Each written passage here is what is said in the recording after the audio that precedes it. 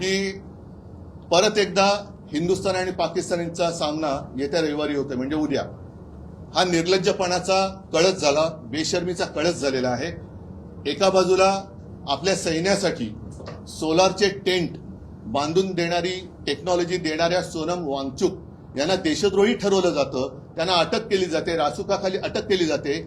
आणि जो देश आपल्या देशामध्ये आतंकवादी घुसवतोय, म्हणजे खरे अतिरेकी ज्यांना जे घुसवत आहेत त्यांच्याबरोबर हे क्रिकेट खेळतायत, हे यांचं देशभक्तीचं ढोंग आहे. आणि म्हणून मी तुमच्या माध्यमातून सर्वांना आवाहन करतोय की गेले 2 सामने, दुसरा सामना तर कधी झालं कोणालाच कळलेलं नाहीये, उद्याच्या सामन्यावरती सुद्धा सगळ्यांनी माझ्या मते जे देशभक्त आहेत त्यांनी बहिष्कार टाकावा.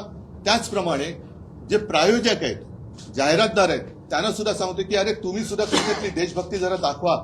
तुमची उत्पादनं ही आपल्या देशात होतात, तुमच्या उत्पादनासाठी सगळ्यात मोठी बाजारपेठ ही आपला देश आहे. त्याच्यामुळे तुम्ही सुद्धा देशाचा जो शत्रू आहे त्याच्याबरोबर खेळण्याच्या सामन्यामध्ये कुठेही स्पॉन्सरशिप देऊ नका, हे मी त्या प्रायोजकांना सुद्धा आवाहन करतोय.